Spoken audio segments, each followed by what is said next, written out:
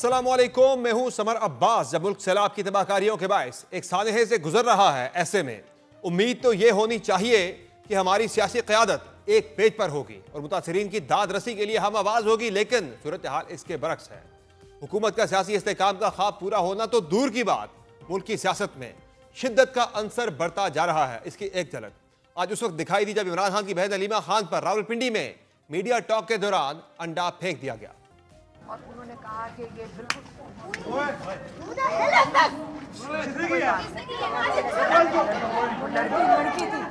गो के ये वाकया बज़ाहिर एहतजाजी रद्द-ए-अमल लगता है, मगर यह पार्टी के गिर्द बढ़ती अवामी बेचैनी और उसकी अपनी सफ़ों में मौजूद इख्तलाफात की अक्कासी भी कर रहा है।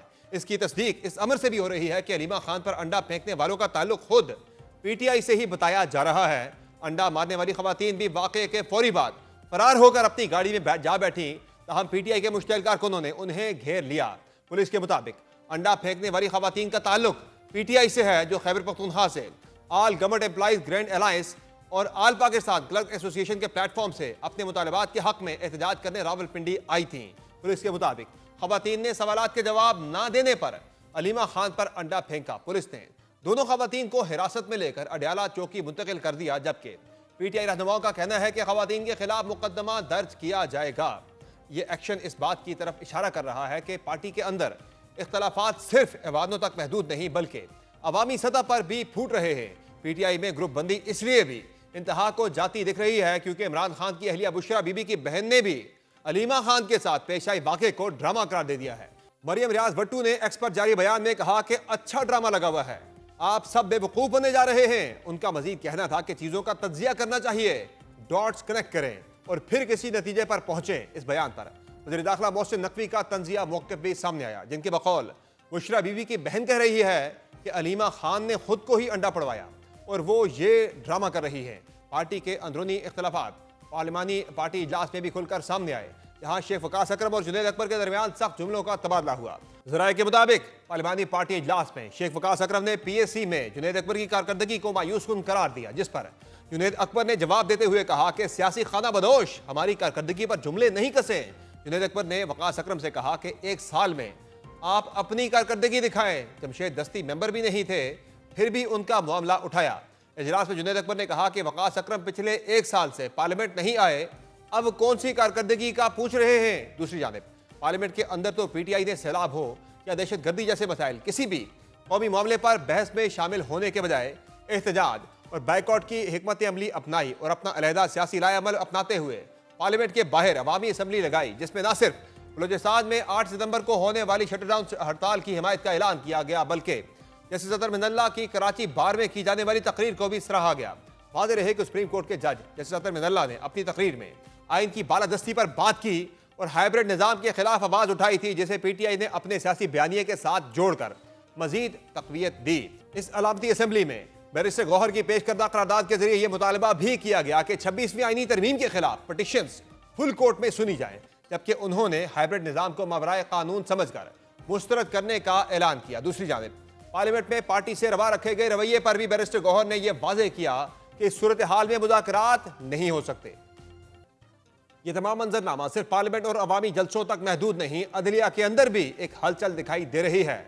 हाल ही में इस्लामाबाद के नए अदालती साल के आगाज के मौका पर अदालती कारकर्दगी का जायजा लेने के लिए फुल कोर्ट का अहम तरीन इजलास हुआ, जिसमें भी जजों के दरमियान इख्तलाफात खुलकर सामने आए। जबकि इस इजलास से कबल जस्टिस बाबर सत्तार और जस्टिस एजाज इसहाक खान की जानिब से इस्लामाबाद हाई कोर्ट के चीफ जस्टिस सरदार सरफराज डोगर के नाम अलग अलग खतूत सामने आए, जिनको चीफ जस्टिस मोहम्मद सरफराज डोगर के खिलाफ एक चार्जशीट तस्वुर किया गया। दूसरी जानिब सुप्रीम कोर्ट के जज जस्टिस मंसूर अली शाह ने chief justice of Pakistan justice Yahya Afridi को एक खत लिखा है, जिसमें 26वीं आईनी तरमीम पर फुल कोर्ट बेंच न बनाने समेत 6 सवालात के जवाब मांगे गए हैं। इसके साथ साथ सुप्रीम कोर्ट के जज जस्टिस अतर मिनल्ला की हाइब्रिड निज़ाम से मुतालिक तनकीद पर मबनी तकरीर ने इन खदशात को तक़वियत दी है कि सूरत हाल जहाँ अदालती निज़ाम को नाकाबिल तराफी नुकसान पहुँचा सकती है, वहाँ अवामी एतमाद को मजीद ठेस पहुँचा सकती है। इन तमाम मामलात पर मजीद बात करेंगे। मैं ज्वाइन किया है पाकिस्तान तहरीक इंसाफ के सीनियर रहनुमा असद कैसर ने, जबकि प्रोग्राम में आगे चलकर हम वज़ीर मुमलकत बराए कानून और इंसाफ बैरिस्टर अकील का मौक़िफ़ भी प्रोग्राम में शामिल करेंगे। बहुत शुक्रिया असद कैसर साहब, आपने प्रोग्राम में ज्वाइन किया। ये बताएगा कि आज जो अलीमा खान साहबा की तरफ अंडा फेंकने का नाखुशगवार और अफसोसनाक वाक़या रहनुमा हुआ है, इस पर क्या कहेंगे? हुकूमत तो ये कह रही है कि ये तहरीक इंसाफ की अपनी ही जो है वो शुरू करदा जो रवायात हैं उनका उन्हें फेस करना पड़ रहा है, और दूसरा ये भी कहा जा रहा है कि ये जो अंडा फेंकने वाली खवातीन थी ये खुद खैबर पख्तूनख्वा से ही आई थी और इनका ताल्लुक भी पीटीआई से बताया जा रहा है पुलिस के बकौल। और इन्होंने वहाँ पे अलीमा खान साहबा से सवाल करने की कोशिश की, जवाब ना आया तो इन्होंने गुस्से में आके अंडा फेंक दिया। तो क्या कहेंगे इस वाक़े के ऊपर आप?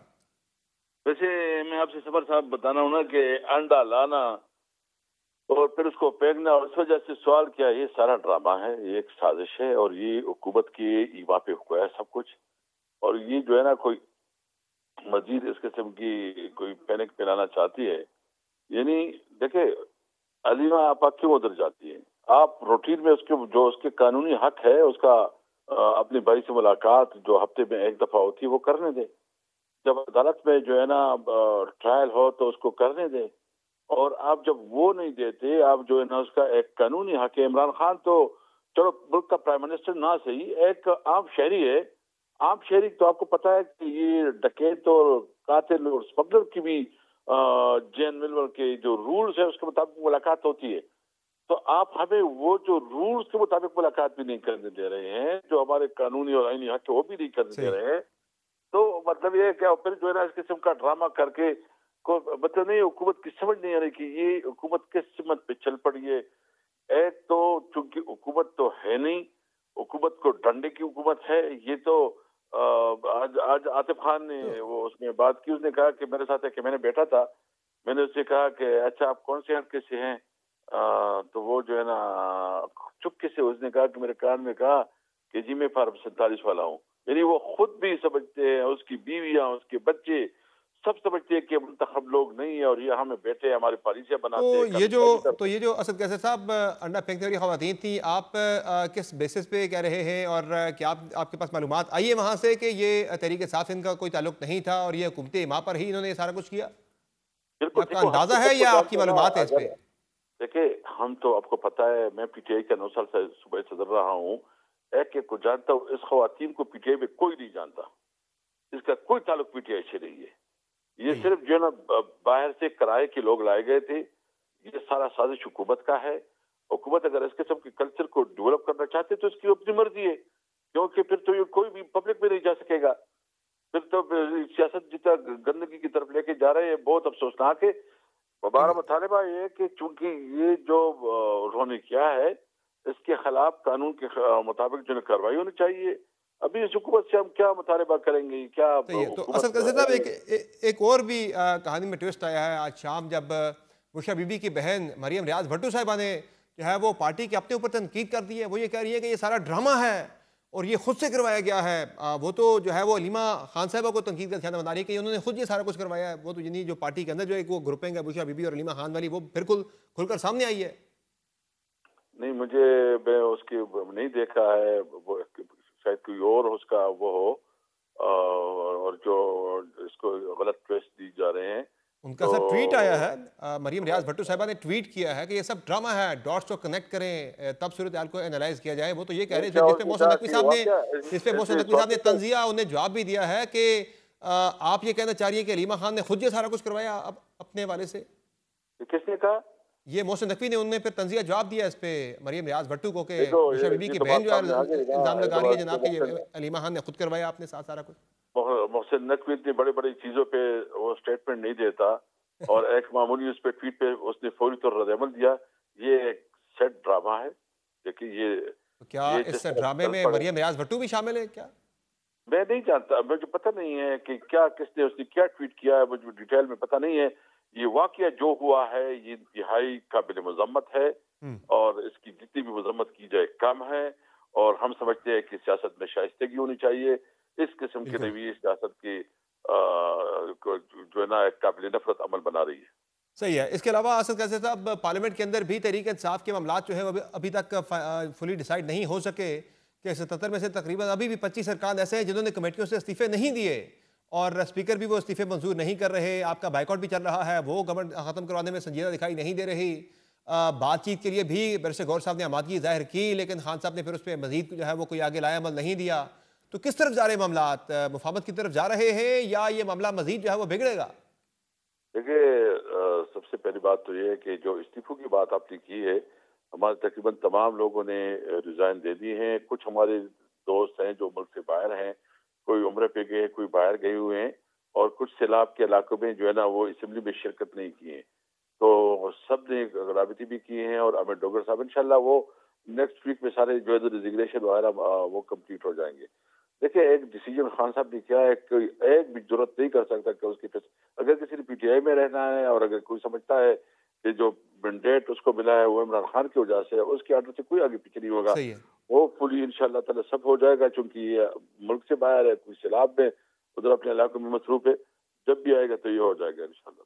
लेकिन जाहिर है और भी कायमा हाँ, कमेटियों से निकल जाना, इस पर जो है वो तहरीक साहब ने गेन क्या किया है? कोई वो प्रेशर जो गवर्नमेंट पे आना था वो उस तरह कोई प्रेशर आता हुआ दिखाई नहीं दिया। दो स्पीकर ने वो उनके इस्तीफे अभी तक एक्सेप्ट नहीं किए। आप बाइकआउट भी करके बाहर बैठे हैं, उस बाइकआउट को ख़त्म करवाने के लिए गवर्नमेंट जो है वो संजीदा दिखाई नहीं दे रही। तो ये मामला तो आपकी जो स्ट्रेटजी थी, हिकमत अमली थी, उसके मुताबिक तो चीज़ें जो है वो उनके रिजल्ट नहीं आ रहे। देखिए, उसको तो कोई फर्क नहीं पड़ता ना, उसको तो उसको लिए तो जब एक हुकूमत होती है, और जब अवाम की नुमाइंदी हुकूमत होती है, जब अवाम की मैंडेट उसके पास होती है, तो वो अखलाकियात का लिहाज करती है। जब हुकूमत की खुद कोई मॉरलिटी ना हो, तो कोई क्रेडिबिलिटी ना हो। यही बात तो मैं भी करना चाह रहा हूँ असद कैसर साहब, आप वही बात कर रहे हैं जो मैं करना चाह रहा हूँ। जब इस हुकूमत को फर्क ही नहीं पड़ता, तो फिर आपके कायमा कमेटियों से मुस्तफ़ी होना, फिर आपका ज़मीनी इंतखाबात में ना जाना, इससे फिर क्या फ़र्क पड़ेगा? इससे आपको क्या फ़ायदा होगा? हुकूमत को तो फ़र्क ही नहीं देखिए, पड़ता। ये तो फिर आप हम अपना नुकसान कर रहे हैं। नहीं, नुकसान कोई नहीं, हमने पब्लिक के पास जाना है, पब्लिक की सेंटिमेंट होते हैं मैं तो पार्टी की दुनिया बात के कर रहा हूँ। सामने। नहीं, देखिए, पार्टी तो यही है ना, पार्टी को और क्या कर सकती है? क्या हम बंदूक उठाएं? क्या हम जो है ना मिलिटेंट बन जाए? हमारे पास पुरअमन जद्दोजहद के यही रास्ते हैं कि हम एहतजाज करते हैं, आवाज उठाते हैं, मतलब एक पुरअमन तरीके से अपना नुक्ता नजर पेश करते हैं, मुख्तलिफ जरियों से अपने जो हमारा एक एतराज होता है वो अपना एतराज वाज़ेह करते हैं, ताकि दुनिया को वो पता चले कि इसमें हमें इसमें एतराज मामला है। इतना सिंपल ही है ना असद कैसर साहब, इन इस्तीफों के अंदर भी काफ़ी ज़्यादा इख्तलाफात खुलकर सामने आ रहे हैं। जो यहाँ पे जुनैद अकबर साहब है वो कह रहे हैं कि मेरे हवाले से ख़ास मोहब्बत दिखाई गई है पार्टी की क़यादत की जानिब से, बैरिस्टर गौहर की तरफ से। वो ये इशारा दे रहे थे कि पीएसी से मुस्तफ़ी होने के हवाले से खान साहब ने शायद नहीं कहा था, लेकिन स्पेसिफिकली मेरा नाम लेकर, पीएसी का नाम लेकर कहा गया। वो तो तनकीद कर रहे हैं पार्टी पे कि पार्टी ने ख़ास मोहब्बत दिखाई है मेरे मामले में। नहीं, जुनैद अकबर ने तो सबसे पहले रिजाइन दिया है वो। दिया है, लेकिन वो कह अ, रहे हैं कि पार्टी ने जानबूझकर मुझसे ये छुड़वाई है। खान साहब की ऐसी कोई हिदायत पीएसी के हवाले से नहीं थी। ऐसी कोई बात नहीं है उसकी, जो है ना कोई ना वो कोई इंटरेस्टेड था पीएसयू में। वो भी जो है ना एक उसको एक मौका मिला, उसने मतलब इसका भरपूर फायदा उठाया और बहुत अच्छी तरीके से चलाया। और बाकी जो है ना ये चीजें आनी जानी चीजें होती हैं, सही न है। हुकूमत परमानेंट होती है, न पोजीशन परमानेंट होती है। ठीक परमानेंट है। आपका किरदार होता है, आपका करेक्टर होता है, आपका तो स्टैंड होता है। ये भी बता दें कि आजकल फिर से कुछ अफवाहें गर्म हैं खान साहब के जो है हवाले से, कि कोई डील शायद फिर से ऑफर हो रही है बनिगाला मुंतकिली के हवाले से, मुल्क से बाहर मुंतकिली के हवाले से। ऐसी कोई चीज़ हुई है ऑफर तहरीक इंसाफ को, या कोई ऐसा राब्ता हुआ हो, कोई ऐसी मुलाकात हुई हो? सवर साहब, मुझे तो पता नहीं है, और मेरे नॉलेज में कोई ऐसी चीज नहीं है। अगर आपके नॉलेज में है हमें बता दे तो आपकी मेहरबानी होगी। मेरे नॉलेज में तो कोई ऐसी बात नहीं है, ना कोई इस किस्म की चीज है। और दूसरा, आजकल तो तसलसल की बड़ी बातें चल रही हैं। हुकूमत तो बड़ी कॉन्फिडेंट है, शायद उसे तहरीक इंसाफ की तरफ से कोई थ्रेट नहीं रही कि वो हुकूमत की मुद्दत पूरी होना तो दूर की बात है। वो तो यानी कि हुकूमत की मुद्दत को तो कंसिडर ही नहीं कर रहे कि वहाँ से कोई चैलेंज हमें है। वो तो अब तसलसल की बातें कर रहे हैं 2034 तक के, वो इतने कॉन्फिडेंट हो गए तहरीक इंसाफ को लेकर। बस बेसिकली डिक्टेटरशिप है ना। आज तो अतर बिन अदनान भी कहा कि हाइब्रिड निजाम और डिक्टेटरशिप में क्या फर्क है। हम्म। डिक्टेटरशिप है, जमहूरियत तो नहीं है ना ये, बराए नाम बल्कि ये तो असम्बली भी मजिस्ट्रेट भी कमजोर असम्बली है। देखो, हम अब क्या कर सकते हैं? हम तो जद्दोजहद कर सकते हैं, हम स्ट्रगल कर सकते हैं, हम आवाज उठा सकते हैं, और वो हम कर रहे हैं। और ये कि इनकी जितनी भी हरबे हमसे न दबाव में आएंगी, न इससे पीछे हटे होंगे। हम मुतालबा ये करते हैं कि मुल्क को आइन और कानून के मुताबिक चलो। और तो पार्टी के अंदर जो है वो मुख्तलिफ आरा भी सामने आ रही है, नए सूबों के क़याम के हवाले से, कालाबाग डैम को लेकर, सदाती निज़ाम के हवाले से। अली बिन गंडापुर साहब कुछ और बात कर रहे हैं, पार्टी के सेक्रेटरी जनरल कुछ और बात कर रहे हैं। वो कह रहे हैं ऐसी कोई पॉलिसी नहीं है। क्या चल रहा है पार्टी के अंदर? देखिए, पार्टी के अंदर जमहूरियत होती है, और जमहूरियत में हर एक को हक होता है कि वो अपनी बात करे। और ये जो है ना पार्टी के अंदर एक जमहूरियत का हुस्न है। और जब पॉलिसी वही होती है जो सेक्रेटरी जनरल बयान कर रहे थे, लोगों के मुख्तलिफ ओपिनियन होते हैं, मुख्तलिफ ओपिनियन वो फोरम पे भी कहते हैं, किसी को भी कर सकते हैं, लेकिन जो पॉलिसी होती है वो सेक्रेटरी जनरल और चेयरमैन जो बात करे वो वही पॉलिसी होती है। बहुत शुक्रिया असद कैसर साहब, आपने प्रोग्राम में ज्वाइन किया। नाज़रीन, आपने गुफ्तगू सुनी पाकिस्तान तहरीक इंसाफ के सीनियर रहनुमा असद कैसर की, जिनका कहना है कि सैलाब के मामले पर और दीगर जो कौमी इशूज़ हैं उनके हवाले से हुकूमत के साथ बातचीत जरूर हो सकती है।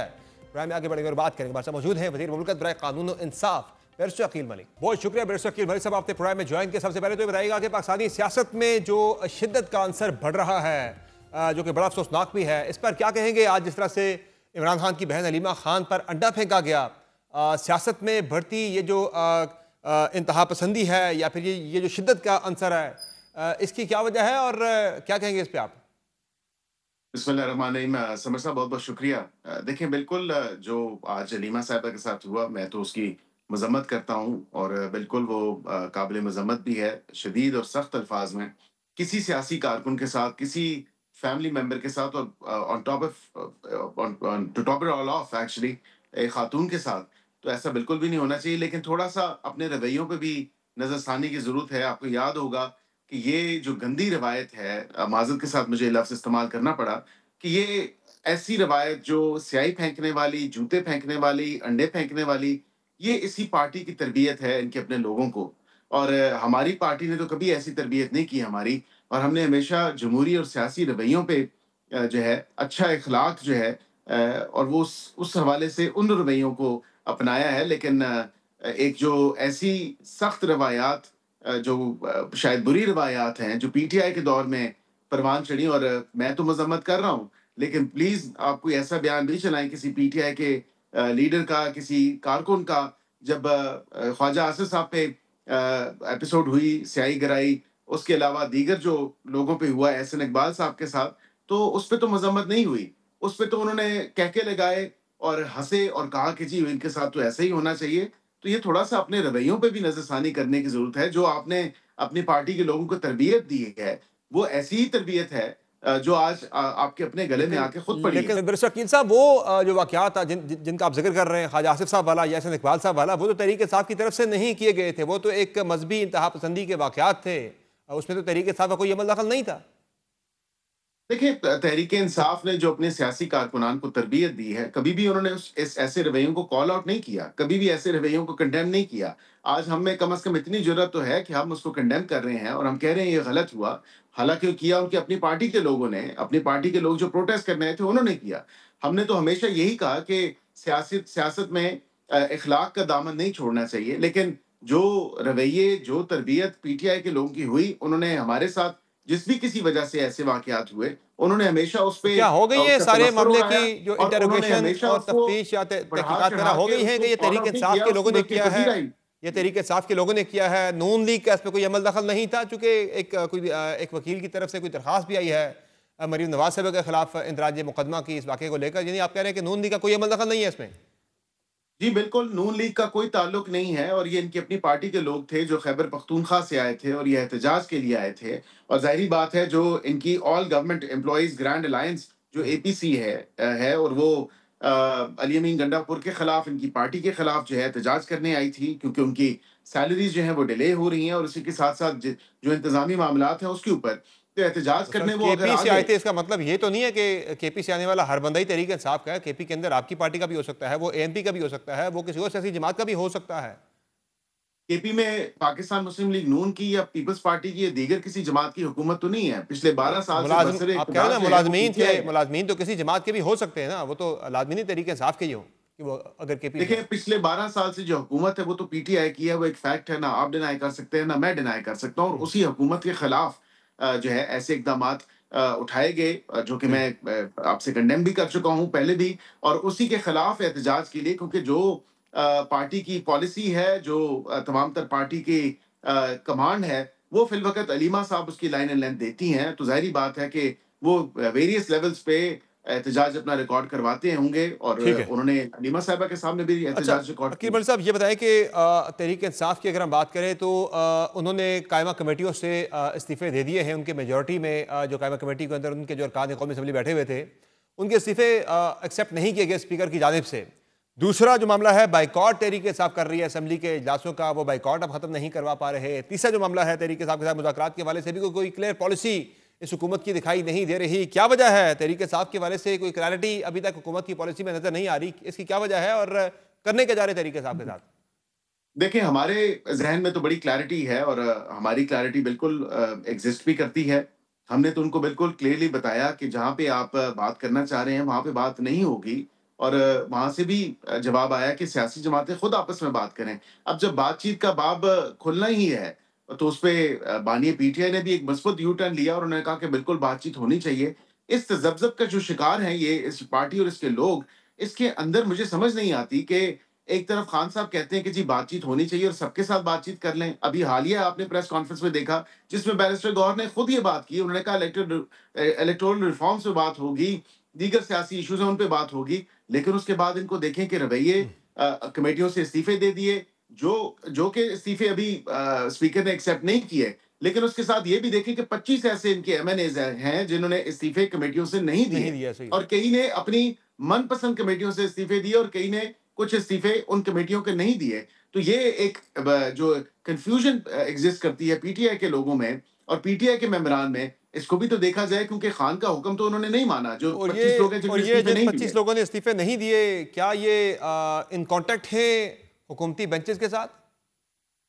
देखिए, राब्ता तो होता है मुख्तलिफ मकामात पे, मुख्तलिफ जगहों पे और बिल्कुल मुख्तलिफ जो है नहीं, मेरी गैलरीज राब्ते में से भी मुराद वो राब्ते की बात नहीं कर रहा, मैं दूसरे राब्ते की बात कर रहा हूँ कि कहीं वो इंक्लाइन तो नहीं है टुवर्ड्स दी ट्रायरी बेंचेस। देखिए, मैं ये आपको ज़रूर कह सकता हूँ कि इंक्लिनेशन इस चीज़ की ज़रूर है कि बातचीत का बाब खुला रहना चाहिए और बातचीत का कोई रास्ता निकलना चाहिए। मेजॉरिटी ऑफ मेंबर्स जो ये बात करते हैं, मैं आपके साथ शेयर भी कर देता हूँ। पिछले कुछ हफ्तों में ये बातें सामने आई हैं, उनके अपने मेंबरान की तरफ से ये सामने आई हैं। मुख्तलिफ वज़रा के साथ जो गुफ्त-ओ-शनीद हुई है, वो यही हुई है कि हम चाहते हैं कि कोई रास्ता निकले और हम चाहते हैं कि बिल्कुल ये बात बंद ना हो। हम चाहते हैं कि हम ग्रुप्स की शक्ल में जाके बानी पीटीआई से मुलाकात करें और कुछ सेंस जो है या कुछ सेंसिबल बात जो है उनके सामने करें कि जो आपके सामने मंजरकशी की जाती है, हालात उस तरह नहीं है। आपने वो अगर तो ज़ाहिर है सियासी इलेक्शन हवाले के से बाइकॉट के हवाले से भी खुश नहीं है इस फैसले के ऊपर। जी, बिल्कुल। देखें, एक कमेटी को पहले पूछा गया कि क्या लाहे-अमल होना चाहिए, उसमें कहा कि सियासी कमेटी फैसला जी करेगी। हाँ। सियासी कमेटी ने फैसला किया और उन्होंने कहा कि बिल्कुल हमें कंटेस्ट करना चाहिए, ग्राउंड खाली नहीं छोड़ना चाहिए। सियासी रवैये तो यही तकाज़ा करते हैं। उसके साथ खान साहब ने उस तमाम मामले को ट्रम्प कर दिया। तो ये अपनी उनकी पार्टी के लोग जो हैं वो नाला हैं, अपने सिटिंग सही। उनके मेंबर्स एमएनएज़ और एमपीएस नाला हैं और वो ये नहीं चाहते कि हम बिल्कुल एक बंद गली में चले गए हैं, उस बंद गली से किसी बंद डब्बे में चले जाएँ। सही। तो ऐसा नहीं चाहते वो अरकान पार्लियामेंट जो ऑपोज़िशन बेंचेस पे बैठे हैं। तो ये बताएं बैरिस्टर शकील मलिक साहब के अपोजिशन लीडर के लिए ओपन है हुकूमत अगर महमूद अचकज़ई बन जाते हैं या उन्हें ही नॉमिनेट किया जाता है अपोजिशन लीडर के ओहदे के लिए? देखिए, उन्हें नॉमिनेट तो किया गया है, लेकिन इसमें भी अब काफ़ी फूट का शिकार है पीटीआई के अंदर। पीटीआई के अंदर जो लोग हैं, वो ख्वाहिश रखते हैं कि ऑपोज़िशन लीडर का जो ओहदा है, वो उन्हें मिले, लेकिन गवर्नमेंट ओपन है ये अगर अब वो वहां से उनका नाम आता है? देखिए, मैं ये समझता हूँ कि ऑपोज़िशन लीडर वो होता है जो मेजॉरिटी एन्जॉय करता है ऑपोज़िशन के अरकान की और अगर ये वाक़तन ऑपोज़िशन के अरकान जो हैं, सही। उनके पीछे खड़े होंगे, तो बिल्कुल वो उनको अपना अगर इमाम मानते हैं, तो बिल्कुल वो सब बंदी होगी और अचकज़ई साहब ही होंगे ठीक। Opposition leader. इससे ये तो स्पीकर का प्रेरोगेटिव है सही और है। ये कोई भी ऑपोज़िशन का मेंबर अपने आप को पुट फॉरवर्ड कर सकता है कि मैं लीडर ऑफ द ऑपोज़िशन हूँ और उसके अगर पीछे सपोर्ट है, तो ज़ाहिर-सी सही बात है। है कि वही लीडर ऑफ द ऑपोज़िशन और होगा। अकील मलिक साहब अभी तो इंतखाबात में तकरीबन 3.5 साल हैं, अभी से आपकी हुकूमत ने तसलसल की बातें करना शुरू कर दी हैं। आप 2034 पे आपकी नज़र है कि तब तक हुकूमत आपकी जो है वो कंटिन्यू करेगी, तो अभी तो बड़ा टाइम है इंतखाबात में, ये इतने जल्दी से तसलसल का फैसला क्यों हो गया? देखिए, हमारा मैंडेट तो जो है इस असेंबली का मैंडेट 2029 तक है और हम इसी तसलसल के ऊपर हैं कि 2029 तक इंशाल्लाह ये ऐवान अपनी मुद्दत पूरी करेगा। यही हुकूमत इंशाल्लाह होगी और यही जो है वज़ीर-ए-आज़म होंगे और इसी तरह जो है ये हुकूमत अपने इत्तेहादियों के साथ ये टाइमलाइन जो मैंने आपको बताई 2029 के साथ ये टाइम पूरा करेगी। बाकी किसी तसलसल की जो बात की जा रही है, पता नहीं ये अफ़वाहें कहाँ से आ रही हैं। तसलसल सिर्फ़ इतना ही है कि ये असेंबली अपनी मुद्दत पूरी करेगी नहीं, और राना इंशाल्लाह सनाउल्लाह साहब ने इसी बात की है, राना सनाउल्लाह साहब ने बात की है कि मरी में जो मीटिंग हुई है उसमें तसलसल के हवाले से फैसला हुआ है कि तसलसल के ऊपर इत्तेफाक हुआ है पार्टी के अंदर, तो ये तसलसल का फैसला आप कैसे कर सकते हैं? ये तो पाकिस्तानी अवाम ने करना है। और वैसे भी जब आपकी हुकूमत की अगर हम बात करें, जब इस्तेहकाम की बात होती है कि हम इस्तेहकाम ले आए हैं, वो तो हमें कहीं नज़र नहीं आ रहा। सियासी इस्तेहकाम की बात करें तो तहरीक इंसाफ जो है वो अभी भी मुज़ाहमत के मोड में है। अगर हम मज़ीद बात करें, कानूनी फील्ड की बात करें, तो अदालतें आपने कंट्रोल करने की कोशिश की 26वीं आईनी तरमीम करके, लेकिन वो कंट्रोल आपसे नहीं हो सकी है। कभी बाबर सत्तार साहब का खत आता है, कभी जो है अतर मिनल्ला साहब की स्पीच आ जाती है हाइब्रिड सिस्टम के ऊपर। तो कहीं ना कहीं से जो है वो शोर तो उठ रहा है, जिससे ये वाज़ेह हो रहा है कि अदलिया के अंदर भी जो आप 26वीं तरमीम करके कंट्रोल करना चाह रहे थे, वो इस्तेकाम वहाँ पे नहीं आ सका जो आप चाह रहे थे। और साथ साथ जो है अगर हम मुआशी इस्तेकाम की बात करें, वो भी अभी मुकम्मल तौर पर दिखाई नहीं दे रहा। तो किस बेसिस पे आप जो है वो तसलसल की बातें कर रही है आपकी पार्टी? देखिए, तसलसल मैंने जो आपको बात की, क्योंकि मैं उस मीटिंग में मौजूद नहीं था और बिल्कुल मैं उस जो मेरे तक जो इन्फॉर्मेशन है, हुकूमत के ऊपर बात हुई बिल्कुल, और इसी तरह पार्टी की पॉलिसीज़ के ऊपर बात हुई।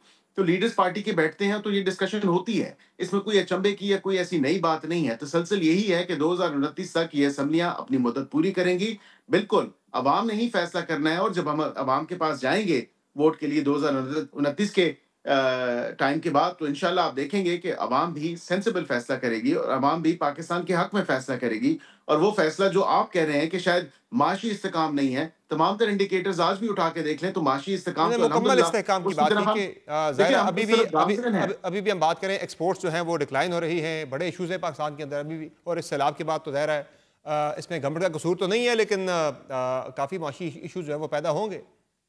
चलिए, मैं शुक्रगुज़ार हूँ कि सैलाब की हद तक हमें कसूरवार नहीं ठहराया गया। लेकिन कम से कम मैं ये समझता हूँ कि हुकूमत की हत्तुल इम्कान कोशिश है कि हम हर किस्म का रिलीफ़ जो है, आसानियाँ जो हैं, वो पाकिस्तानी अवाम के लिए, पाकिस्तानी शहरियों के लिए और एक तमाम तर जो ऐसा मैकेनिज़्म है, वो दे के जाएँ कि जो सहूलियात से आरास्ता हो और पाकिस्तान की सालमियत और सही है। पाकिस्तानी शहरियों की जो एक वक़ार है, जो इज़्ज़त है, वो पूरी दुनिया में हो। फसलें तो बहुत बड़े पैमाने पर तबाह हो गई हैं, खड़ी फसलें तबाह हो गई हैं, ज़राअत का शोबा बुरी तरह से मुतासिर हुआ है। चावल की जो है बताया जा रहा है पंजाब के अंदर 60% जो क्रॉप है वो डैमेज हो गई है। आने वाले दिनों में इसके असरात तो आएंगे, लेकिन अभी से ही इस्लामाबाद के अंदर हम देख रहे हैं कि आटा और बाकी जो अजनास हैं वो महंगी होना शुरू हो गई हैं, उनकी कीमतें बढ़ना शुरू हो गई हैं। अभी तो उसका इम्पैक्ट अभी सैलाब का आया ही नहीं है। देखिए, बिल्कुल वज़ीर-ए-आज़म की क्लियर पॉलिसी है कि जो ज़ख़ीरा अंदोज़ होंगे, उनके खिलाफ एक्शन होगा। जो इस सिचुएशन में जो एक क्राइसिस है, उसमें अगर कोई नाजायज़ फ़ायदा उठाने की कोशिश करेगा या कोई सही है। ऐसी सिचुएशन अराइज़ होगी, तो बिल्कुल उनके खिलाफ कोई भी ऐसा जो इक़दाम है, उससे हुकूमत पीछे नहीं हटेगी, जो उनका एहतसाब करे और उनको बिल्कुल जो है कटहरे में लाए। तो ये बिल्कुल लाइटली नहीं लिया जाएगा और अगर ऐसी कोई इत्तलात हैं, तो बिल्कुल हुकूमत उस पे पूरा-पूरा एक्शन लेगी। और फिर से कोई इत्तलात आना शुरू हो गई हैं, कोई वजारत कानून में काम शुरू हो गया है 27वीं तरमीम के हवाले से। बड़ी बहस है एनएफसी को लेकर, बीआईएसपी को लेकर के सूबों के हवाले किया जाए, उसके जो ज़्यादा अखराजात हैं। और साथ साथ जो है वो नए सूबों की डिबेट भी पाकिस्तान के अंदर छिड़ी हुई है काफ़ी टाइम से। क्या पॉलिसी है हुकूमत की 27वीं तरमीम को लेकर? देखिए, फ़िलवक़्त तो मैंने जिस तरह आपसे पहले भी ज़िक्र किया, जब भी आईनी तरमीम होगी तो इत्तेहादियों के साथ मिल के होगी, इत्तेहादियों को ऑन बोर्ड लिया जाएगा, उनका कंसेंसस जो ब्रॉडर कंसेंसस होना है, जो उनका कंसेंट लेना है, उनके साथ कंसेंसस होना है, इन तमाम तर इश्यूज़ पे जिनको आपने हाइलाइट किया, तो बिल्कुल जब तक उस पे इत्तेफ़ाक राय नहीं होगा, कोई भी आईनी तरमीम नहीं हो सकती और सही है। इसीलिए हमने किसी आईनी तरमीम पे अभी काम शुरू नहीं किया वज़ारत वैसे कानून ये और इंसाफ़। वैसे ये जो सैलाबी सूरत हाल में आपने देखा है, इंतज़ामी चैलेंजेस उभर कर सामने आए हैं। इसके बाद ये जो नए सूबों की जो एक डिमांड मुल्क के अंदर जिस पे बात हो रही है, ये मज़ीद इस पे इसकी अहमियत उजागर नहीं हुई कि पाकिस्तान के अंदर जो है वो छोटे इंतज़ामी यूनिट्स होने चाहिए ताकि बेहतर अंदाज में जो है चीज़ें मैनेज हो सके? देखिए, मेरा ज़ाती ओपिनियन ये है कि बिल्कुल चाहे वो सूबों की शक्ल में हो या एडमिनिस्ट्रेटिव यूनिट्स की शक्ल में हो, हमें बिल्कुल गवर्नेंस के जो इश्यूज़ हैं, जो लोकल गवर्नमेंट को के apparatus को या उस स्ट्रक्चर को स्ट्रेंथन करना है, वो हमें ज़रूरी है करना। वो चाहे किसी तरह भी हो, किसी शेप एंड फॉर्म में हो, वो हमें करने की ज़रूरत है और उसके लिए बिल्कुल एक डिस्कशन होनी चाहिए। तमाम तर एक पॉलिटिकल कंसेंसस होना चाहिए कि आगे किस तरह बढ़ा जाए और किस तरह लोकल गवर्नेंस के स्ट्रक्चर्स जो हैं या लोकल गवर्नमेंट के रिफॉर्म्स हैं, उनको आगे लेके किस तरह बढ़ सकते हैं, ताकि आम शहरी को जो फ़ायदा पहुँचना है और उसकी दहलीज़ तक जो सर्विसेज़ पहुँचनी है, ये उसको फायदा जो होना है वो उसको किस तरह इंश्योर किया जा और सकता अगर है। उसके लिए मजीद सूबे बनाने पड़ते हैं तो आप ओपन है उसके लिए कि डिबेट उस पर होनी चाहिए? अगर बनने ज़रूरी है पाकिस्तान के लिए तो बनने चाहिए, बल्कि ज़रूरी तो है, उसकी अहमियत तो सामने आई है काफ़ी ज़्यादा सैलाब के मैं दौरान भी। बिल्कुल समर साहब ये समझता हूँ, ये मेरी ज़ाती राय है, ये हुकूमत की राय नहीं है। मैं इसीलिए फ्रॉम द वेरी आउटसेट मैं चाहता हूँ कि इसको मैं बिल्कुल ब्लैक एंड व्हाइट आपके सामने रखूँ। लेकिन ये जब तक पॉलिटिकल विल नहीं होगी, जब तक पॉलिटिकल कंसेंसस नहीं होगा, तब तक ये अचीव करना पॉसिबल नहीं होगा। और बिल्कुल एक ग्रैंड डिबेट होनी चाहिए लेकिन इस आप तमाम तर पर्सनली जो मामलों है के वो ऊपर। मजीद सूबों के हक में हैं। मैं पर्सनली जो है, चाहे वो सूबे हों, चाहे वो एडमिनिस्ट्रेटिव यूनिट्स हों, चाहे वो लोकल गवर्नमेंट के स्ट्रक्चर को किसी तरह रिफॉर्म करना हो, जिसका फायदा, जिसका ट्रिकल डाउन इफेक्ट जो है वो आम पाकिस्तानी शहरी तक पहुंचे, जिसका फायदा आम पाकिस्तानी शहरी तक पहुंचे, मैं उस हर इकदाम के हक हक में हूं जिसका फायदा जो है पब्लिक तक पहुंचे। बहुत शुक्रिया अकील मलिक साहब, आपने प्राइम में ज्वाइन किया। तस्दीन आपने गुफ्तगू मुलाहिजा की बैरिस्टर अकील मलिक की, जिनका कहना है कि गवर्नेंस को बेहतर बनाने के लिए अवाम तक जो है तमाम वसाइल की जो है वो मुनसिफाना तकसीम के लिए लाजिम है कि छोटे इंतजामी यूनिट्स हों या सूबे हों या बलदियाती निज़ाम में रिफॉर्म्स का मामला हो, यह ज़रूर होना चाहिए। प्राइम एक मुख्तर ब्रेक लेंगे, ब्रेक से वापस आएंगे, एक और इंतहाई अहम इशू पर बात होगी, हमारे साथ रहिएगा।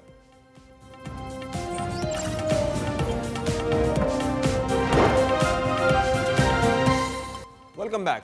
पंजाब के मुख्तलिफ हिस्सों में आने वाला गैर मामूली सैलाब तेजी से संगीन इंसानी और मुआशी बहरान की शक्ल इख्तियार करता जा रहा है। दरियाई चनाब में हैड मोहम्मद वाला और शेरशाह पुल पर पानी की सतह में मुसलसल इजाफे के बायस मुल्तान और मुजफ्फरगढ़ के शहरी मराकज को संगीन खतरा लाहक हो गया है, क्योंकि इंतहाई बुलंद सतह का सैलाब 36 घंटे गुजर जाने के बावजूद कम नहीं हुआ। नेशनल डिजास्टर मैनेजमेंट अथॉरिटी ने दरियाई सतलुज में बढ़ती हुई पानी की सतह के पेश नजर कसूर, ओकाड़ा, पाकपतन, बुरे वाला, आरिफ वाला और बहावल नगर के लिए भी ऊंचे दर्जे के सैलाब की वार्निंग जारी कर दी है। मुकामी इंतजामिया ने 4 लाख से ज्यादा अफराद को महफूज मुकामात पर मुंतकिल किया है। ताहम माहिरीन खबरदार कर रहे हैं कि खतरनाक हद के करीब पहुंचने के बाद हिफाजती बंद तोड़ने का फैसला करना पड़ सकता है। डिप्टी कमिश्नर मुल्तान वसीम हमीद सिंधु के मुताबिक गरेवाला चौक पर पानी की सतह 414 फुट से ऊपर जा चुकी है और मुसलसल बढ़ रही है, और अगर सतह 417 फुट से तजावुज कर गई तो हेड मोहम्मद वाला पर बंद तोड़ने का फैसला किया जाएगा। माहिरीन का कहना है कि हेड मोहम्मद वाला पर सूरत हाल तशवीशनाक है, क्योंकि असल खतरनाक सतह 417 फुट से कम है। दूसरी जानिब PDMA के ताज़ा आदाद शुमार ये जाहिर करते हैं कि मुख्तलिफ हेडवर्क्स पर पानी के बहाव में मुसलसल इजाफा हो रहा है। खासतौर पर मराला, कादराबाद और तरीमों के मुकामात पर लाखों क्यूसेक पानी के रेले गुजर रहे हैं, जो इस बात का वाज़ेह इंदिया है कि बहरान अभी खत्म होने के करीब नहीं। PDMA के मुताबिक दरियाई चनाब में मराला हेडवर्क्स पर 1,17,369 क्यूसेक पानी बह रहा है। खानकी हेडवर्क्स पर बहाव 2,48,840 क्यूसेक और कादराबाद हेडवर्क्स पर 3,85,228 क्यूसेक रिकॉर्ड हुआ, जबकि चिनियोट पुल पर बहाव 5,54,998 क्यूसेक है। और रवाज पुल पर पानी की सतह 520.50 फुट है, जो ज्यादा से ज्यादा 526 फुट की हद से नीचे है, लेकिन मुसलसल बढ़ रही है। PDMA के मुताबिक तरीमू हेडवर्क्स पर बहाव 2,39,545 क्यूसेक है। शेरशाह पुल पर सतह 393.40 फुट है, जो कि ज्यादा से ज्यादा 393.50 फुट से मामूली ही कम है। PDMA के मुताबिक रावी साइफन पर बहाव 1,10,000 क्यूसेक और शादरा के मुकाम पर पानी का बहाव 1,08,000 क्यूसेक तक पहुंच गया है। बलोकी हेडवर्क्स पर पानी का बहाव 1,38,000 क्यूसेक है, जबकि सदनाई हेडवर्क्स पर पानी का बहाव 1,30,000 क्यूसेक रिकॉर्ड किया गया है। दरिया सतलुज में गंडा सिंह वाला पर पानी का बहाव 3,19,000 क्यूसेक और सलमान की हेडवर्क्स पर बहाव 1,39,000 क्यूसेक तक पहुंच गया है। PDMA के मुताबिक इस्लाम हेडवर्क्स पर पानी का बहाव 1,02,000 क्यूसेक और पंजनद हेडवर्क्स पर बहाव 2,24,000 क्यूसेक रिकॉर्ड किया गया है। मजमूई नुकसान की बात हो तो दरियाए रावी, सतलुज और चनाब में सैलाब के बायस जहां बहक होने वाले अफराद की तादाद 49 हो गई है, जबकि 38,92,000 लोग मुतासर हुए हैं। सूरत हाल की संगीनी का अंदाजा इस बात से भी लगाया जा सकता है कि भारत की तरफ से डैमों के गेट खोलने के हवाले से पाकिस्तान को मुसलसल इंतबाह मौसूल हो रहे हैं, जिसके बाद रावी, सतलुज और चनाब के मजीद मुतासर होने का खदशा है। भारत की जानिब से छोड़ा गया 3,19,000 क्यूसेक का सैलाबी रेला आरिफ वाला में दाखिल हो गया है, जहां मुतअद्दिद देहात, बस्तियां और स्कूल सैलाबी पानी की लपेट में आ गए हैं। दूसरी जानिब तर्जुमान दफ्तर ख़ारिजा शफ़क़त अली खान ने कहा कि भारत ने पाकिस्तान को सिफारती सतह पर सैलाब की कुछ तफसीलात फराहम की, ताहम मुकम्मल तफसीलात फराहम नहीं की गई। पंजाब के बाद अब इस सैलाब का रुख सिंध की जानिब है और 2 रोज के अंदर गुड्डू बिराज पर बड़े रेले के पहुंचने का इम्कान है, जिसके बायस सिंध हुकूमत ने कच्चे के इलाके में अलर्ट जारी कर दिया है। पंजाब और सिंध के अलावा मलाई इलाकों में भी सैलाब की तबाहकारियां रुकने का नाम नहीं ले रही। गिलगित बल्तिस्तान के जिला द्यामर की देवराल वादी में भी सैलाब आया, जिससे कम अज कम 20 घर और जरी जमीनें मुतासर हुई हैं। दूसरी जानिब PDMA ने पंजाब में मानसून बारिशों के 10वें स्पेल की पेशगोई कर दी है, जिससे मजीद फ्लैश फ्लड्स का खतरा बढ़ गया है। ये तमाम अवामिल मिलकर आने वाले दिनों को मजीद कठिन बना रहे हैं। सैलाबी तबाहकारियों के मुआशी असरात भी इंतहाई संगीन हैं, जिसके बायस पाकिस्तान बिजनेस फोरम ने हुकूमत से फौरी तौर पर जरिए इमरजेंसी नाफज करने का मुतालबा कर दिया है। वज़ीर आज़म शहबाज शरीफ को लिखे गए एक खत में पाकिस्तान बिजनेस फोरम ने कहा है कि इब्तदाई जायजों के मुताबिक वस्ती और जनूबी पंजाब में चावल की फसल का तकरीबन 60%, कपास का 35% और गन्ने का 30% ज़ाया हो चुका है। चनाब, रावी और सतलुज के किनारे 18 लाख से ज्यादा अफराद मुतासर हुए हैं, जबकि सैलाबी रेले अब दरियाए सिंध के साथ साथ जनूब की तरफ बढ़ रहे हैं। खत में कहा गया है कि तबाही की शिदत हैरान कुन है और खबरदार किया है कि मौजूदा माली साल के लिए मुकर्रर करदा जरी अहदाफ अब हासिल नहीं हो पाएंगे। फोरम ने जोर दिया है कि अगर बर वक्त और मरबूत इक़दाम ना किए गए तो ये बहरान एक तवील इंसानी और मुआशी इमरजेंसी की शक्ल इख्तियार कर सकता है। PBF ने इस सूरत हाल को गैर मामूली करार देते हुए तजवीज़ दी है कि वफाकी हुकूमत बाज़ाब्ता तौर पर जरिए इमरजेंसी नाफज करे और फौरी रिलीफ इक़दाम शुरू करे, जिनमें छोटे और दरमियाने दर्जे के किसानों के लिए 20 लाख रुपए तक के बिलासूद कर्जे दे, ताकि दोबारा काश्त और बहाली के अमल को सहारा मिल सके। इसके अलावा पंजाब और सिंध में नहरी निज़ाम से मुतालिक अहम मनसूबे शुरू करने का मुतालबा भी किया गया है, ताकि पानी के इंतजाम को बेहतर बनाया जा सके और मुस्तकबिल में आने वाले सैलाब से तहफ़्फ़ुज़ हासिल किया जा सके। पंजाब के दरियाओं में सैलाबी सूरत हाल बरकरार है और इस वक्त हेड सदनाई पर और हेड मोहम्मद वाला पर ऊंचे दर्जे का सैलाब है, जबकि अब ये सैलाबी रेला हेड पंजनत की जानिब मूव हो रहा है। वहाँ क्या इंतजामात हैं और सूरत हाल क्या है पंजाब के दरियाओं की बात करेंगे। हमारे साथ मौजूद हैं हेड पंजनत पर हमारे नुमाइंदा अतर फारूक साहब, जबकि हमारे साथ मौजूद हैं हेड मोहम्मद वाला पर नुमाइंदा दुनिया न्यूज़ नुमान खान बाबर।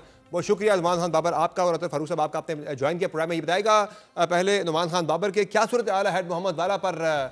फिर से बताया जा रहा है कि पानी की सतह बुलंद हो रही है।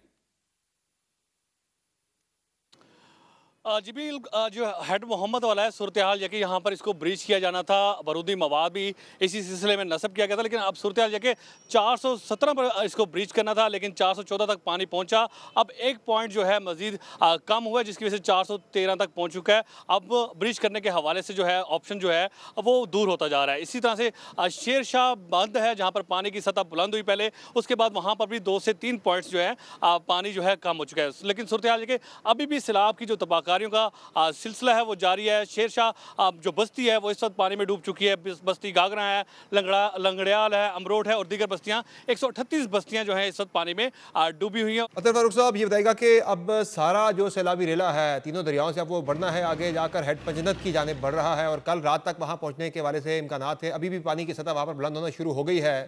क्या इंतजाम है वहाँ पर? अगर पानी कैपेसिटी से ज़्यादा आ जाता है तो उससे सूरत हाल से निपटने के लिए? देखिए जी, हेड पंजनत की इंतज़ामिया ने जो है यहाँ मड वाला जो बंद है वो सेफ्टी के तौर पर वहाँ बारूदी मवाद नस्ब कर दिया गया है। अगर इन केस के कोई बहुत ख़तरनाक हद तक कोई बड़ा सैलाबी रेला आता है तो हेड मड वाला जो बंद है उसको ब्रिज करके पानी जो है यहाँ से क्रॉस किया जाएगा अलीपुर मुजफ्फरगढ़ के इलाकों से।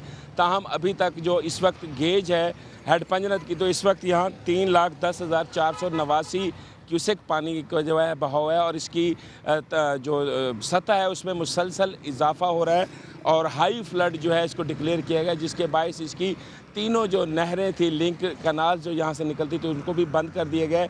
हेड पंजनत में जब बड़ा सैलाबी हाई फ्लड जब साइन होता है तो इससे जो इसके इलाके मुतासर होते हैं, मैं आपको बताऊँ 3 डिस्ट्रिक्ट की 5 तहसीलें हैं जो हेड पंजनत में बड़े सैलाब के आने की सूरत में मुतासर होते हैं, जिसमें अहमदपुर शर्किया, लियाकतपुर, खानपुर, अलीपुर और राजनपुर के जो इलाके हैं, ये तकरीबन दर्जन से ज़्यादा इलाके हैं, नशेबी इलाके हैं जो हेड पंजनत के जो है डाउन स्ट्रीम की साइड पे आते हैं, दरिया सिंध में शामिल होने के दरमियान में। तो ये बरह रास्त जो ये इलाके हैं ये मुतासर हुए हैं। बहुत शुक्रिया अतर फारूक साहब आपका और नुमान खान बाबर आपका आपने अपडेट किया। प्रोग्राम में खूबसूरत ब्रेक लेंगे, ब्रेक से वापस आएंगे, बात करेंगे गजा के अंदर सूरत हाल मज़ीद बिगड़ रही है। कल रात से अब तक काफ़ी ज़्यादा जो है वो हमले किए गए हैं गज़ा के मासूम शहरियों के ऊपर। सूरत हाल वहाँ पर क्या है और इंटरनेशनल डेवलपमेंट्स क्या है, गज़ा को लेकर बात करेंगे ब्रेक के बाद। हमारे साथ रहिएगा।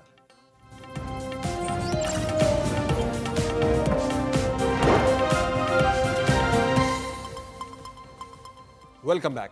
गजा की सूरत हाल एक ऐसे अलमिये में ढल चुकी है जो पूरी दुनिया के ज़मीर को झंझोड़ रहा है। तकरीबन 2 बरस से जारी इसराइली जारहियत ने गजा को न सिर्फ खंडरात में बदल दिया है बल्कि इस खित्ते को इज्तिमाई कब्रों की एक खौफनाक मिसाल बना दिया है।